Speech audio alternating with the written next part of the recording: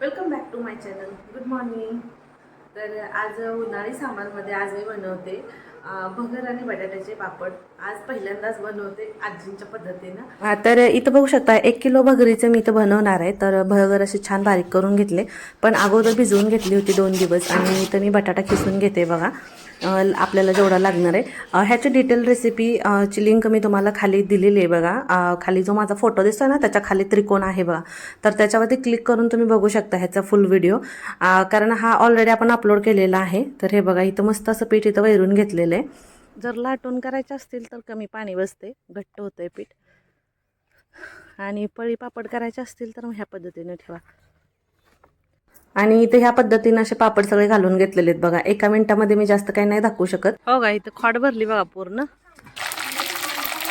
तर कसा वाटला मिनी ब्लॉग नक्की कमेंट करून सांगा, आणि व्हिडिओला तर लाईक शेअर सबस्क्राईब करा. Bye bye.